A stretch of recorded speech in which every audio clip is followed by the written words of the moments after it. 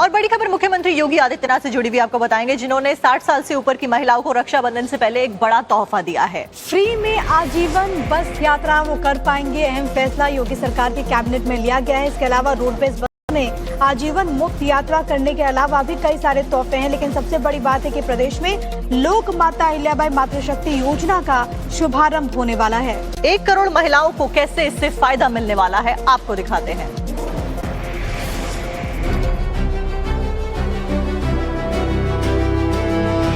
योगी सरकार की सौगात, महिला और युवाओं की बात। 24 अहम फैसले पर मोहर, बुजुर्ग महिलाओं को फ्री बस सेवा।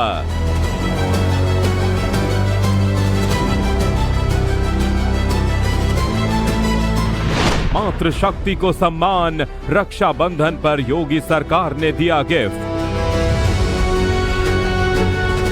मुख्यमंत्री योगी आदित्यनाथ की अध्यक्षता में हुई यूपी कैबिनेट की बैठक में 24 महत्वपूर्ण प्रस्तावों को मंजूरी दे दी गई है। मंगलवार को हुई इस बैठक का फोकस मातृशक्ति का सम्मान था। उत्तर प्रदेश में 60 साल और उससे ज्यादा उम्र की महिलाओं को मिलेगी फ्री बस सेवा। सीएम योगी आज लोक माता अहिल्याबाई मातृशक्ति यात्रा योजना का शुभारंभ करेंगे, जिसके तहत विशेष बसों को मुख्यमंत्री आज हरी झंडी दिखाएंगे। इस योजना से हर दिन करीब 88,000 से अधिक बुजुर्ग महिलाओं को लाभ मिलेगा। सरकारी अनुमान के मुताबिक इस योजना का लाभ 1 करोड़ से अधिक महिलाओं को होगा। जो 60 वर्ष की महिलाएं हैं, उनको एक बड़ा उपहार रक्षाबंधन के पावन पर्व पर प्रदेश की सरकार ने दिया है, माननीय मुख्यमंत्री जी ने दिया है। अब 60 वर्ष की महिलाएं उत्तर प्रदेश परिवहन निगम की बसों में निःशुल्क यात्रा कर सकेंगी।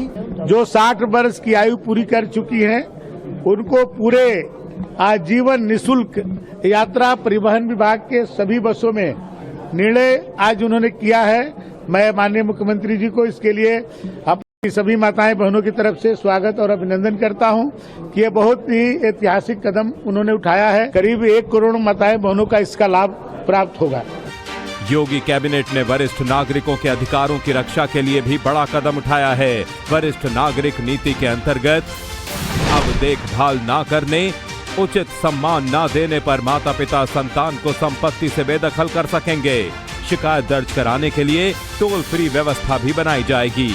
जल्द ही सरकार इसके लिए एक टोल नंबर भी जारी करेगी। यदि आदेश के बावजूद संतान संपत्ति खाली नहीं करती है तो जिला प्रशासन 30 दिन के भीतर कार्रवाई कर सकेगा। योगी कैबिनेट ने गंगा एक्सप्रेसवे को हरिद्वार तक विस्तार देने के प्रस्ताव को भी मंजूरी दे दी है। बिजनौर से हरिद्वार तक एक्सप्रेसवे का विस्तार किया जाएगा। इसमें लगभग 100 किलोमीटर हिस्सा उत्तर प्रदेश और करीब 30 किलोमीटर हिस्सा उत्तराखंड में होगा। और चलिए मुख्यमंत्री योगी आदित्यनाथ की बात कर लेते हैं, जिनके द्वारा 1 लाख नियुक्ति पत्र बांटने का वादा स्टूडेंट्स के साथ में कर दिया, युवाओं से कर दिया गया है। उन्होंने ये कहा है कि अगले 6 महीने में यूपी में सरकारी नौकरी का फायदा इन तमाम युवाओं को पहुंचेगा। नियुक्ति पत्र सरकार की तरफ से 1 लाख दिए जाएंगे स्टूडेंट्स को। अब देखना होगा कि योगी की इस गारंटी का कितना असर होता है।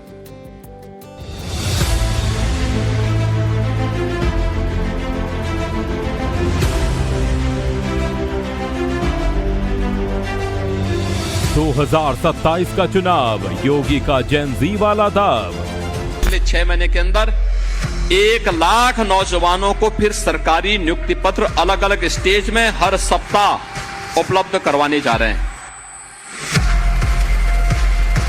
6 महीने में 1 लाख नौकरी देंगे योगी। यूपी के नौजवान को जापान में नौकरी देना चाहते हैं। 2017 से पहले तो कोई नहीं आता। 27 का दंगल, जेन जी किसका करेगा मंगल। पिछली सरकारें युवाओं के भविष्य के साथ खिलवाड़ करती थी।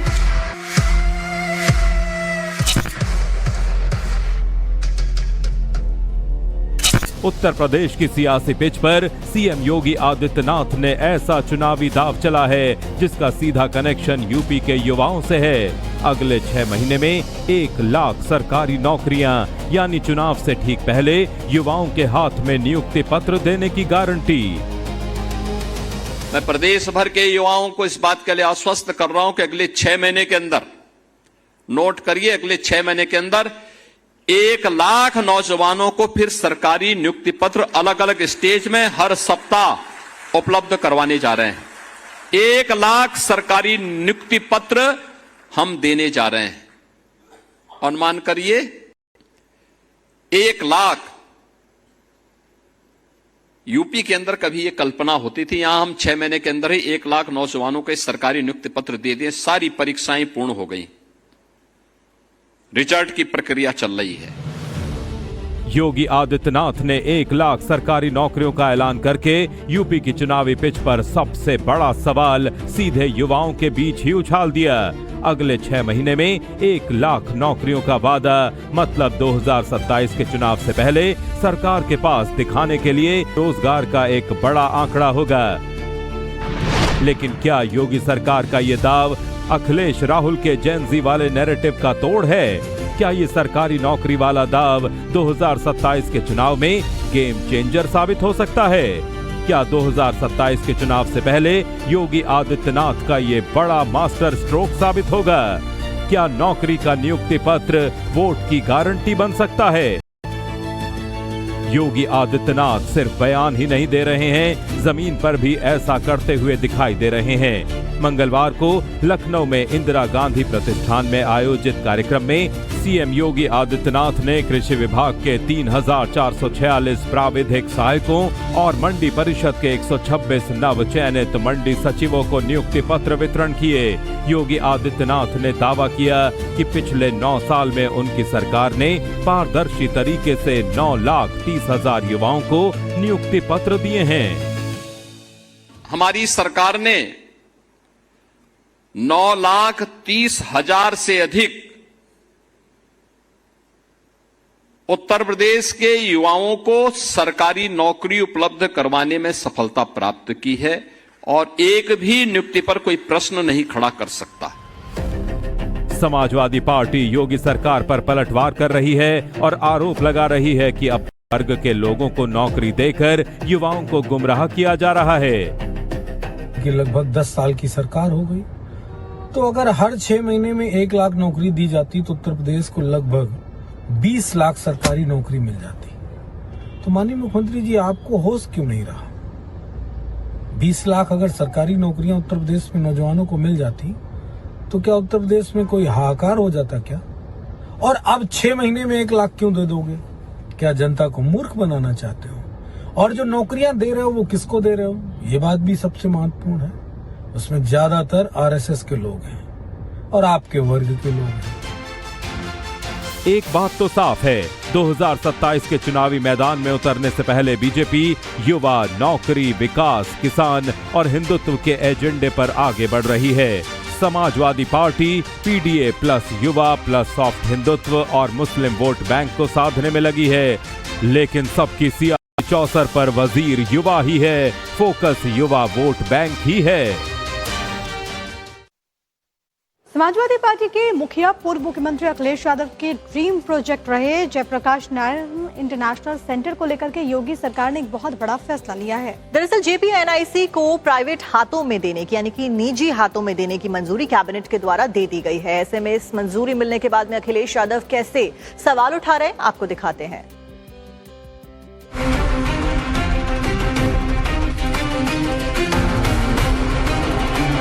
9 साल से बंद पड़ी इस इमारत के खुलने का रास्ता साफ हो गया है। अखिलेश यादव का ड्रीम प्रोजेक्ट रहे लखनऊ के इस विवादित इमारत को अब प्राइवेट कंपनियों को सौंप दिया गया है। मंगलवार को हुई कैबिनेट बैठक में Jayaprakash Narayan international convention centre को चलाने के लिए प्राइवेट सेक्टर को देने पर योगी सरकार ने मंजूरी दे दी है। 18 मंजिला होटल और इंटरनेशनल कन्वेंशन सेंटर को 30 साल की लीज पर दिया गया है। अब 2 प्राइवेट कंपनियां Jayaprakash Narayan international convention centre संचालित करेंगी। दोनों कंपनियां LDA को 831 करोड़ रुपए का भुगतान करेंगी। JPNIC का निर्माण समाजवादी पार्टी सरकार में हुआ था। ये तत्कालीन मुख्यमंत्री अखिलेश यादव के ड्रीम प्रोजेक्ट्स में से एक थी। 2017 में वित्तीय गड़बड़ी का आरोप लगाकर जांच का आदेश दिया गया। जांच चलती रही और इंटरनेशनल कन्वेंशन सेंटर बंद पड़ा रहा। अनियमितताओं के आरोप के बाद इस सेंटर को बंद कर दिया गया था। अब JPNIC परिसर को निजी कंपनियों के जरिए अपग्रेड, संचालित और मैनेज किया जाएगा। जयप्रकाश नारायण अंतर्राष्ट्रीय केंद्र परियोजना को एज वेरियस बेसिस पर संचालन पर रख रखाव हेतु उच्चतम निविदादाता firm messrs Vrindavan bottlers private limited and Rockwood hotels and resorts private limited को चयनित करते हुए अनुषांगिक कार्रवाई हेतु लखनऊ विकास प्राधिकरण को अधिकृत किए जाने का प्रस्ताव आया था। उस पर मंत्रिपरिषद ने सहमति दे दी।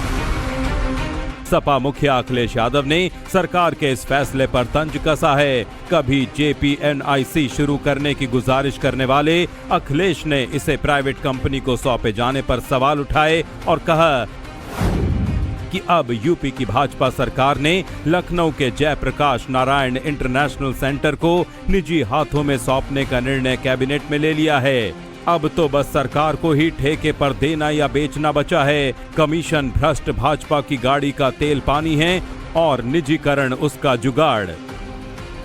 ये वही कन्वेंशन सेंटर है जिसकी दीवार फांदकर अखिलेश यादव 11 अक्टूबर 2023 को अंदर घुसे थे और जयप्रकाश नारायण की मूर्ति पर माल्यार्पण किया था।